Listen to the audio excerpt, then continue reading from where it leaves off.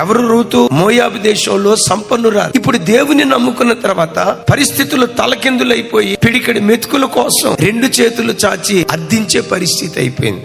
జనమని ఉండొచ్చు, అమ్మా దేవుడు దేవుడు గొప్ప దేవుడు అని వెళ్ళావు, ఏం చేశాడమ్మా దేవుడు? ఉన్న స్థితి అంతా పోయింది కదా, భర్త చనిపోయాడు కదా, దన్నానికి కూడా నోచుకోలేక ఎవరో పెట్టే ఎంగిలి మెతుకుల కొరకు ఎత్తుకుతున్నావు కదా, ఇంకెందుకమ్మా దేవుడు అంటావు? కానీ అద్భుతం తెలుసా, ఇన్ని పరిస్థితుల్లో కూడా ఏదో ఒక దినం దేవుడు తప్పకుండా నన్ను దర్శిస్తాడు, నాకు గొప్ప బహుమానం ఇస్తాడని దేవుడనే ఒక్క ధైర్యంతో బెత్లెహేములో బ్రతికింది. చెల్లి, తమ్ముడా, ఈ గడ్డ మీద దేవుడనే ఆ ఒక్క ధైర్యంతో బ్రతుకు. చెప్పుకోదగ్గ పెద్ద ఉద్యోగం నీకు లేకపోవచ్చు, ఆర్థిక వనరులు నీకు లేకపోవచ్చు, ఆర్థిక సోర్స్ నీకు లేకపోవచ్చు, జనబలం, ధనబలం, కులబలం, ఏ బలం లేకపోవచ్చు, దైవ బలం అనే ఒక్క బలంతో ప్రతి క్షణం ధైర్యంగా బ్రతుకు. నీ ధైర్యానికి ప్రతిగా గొప్ప బహుమానం దేవుడు నీకు అనుగ్రహిస్తాడు.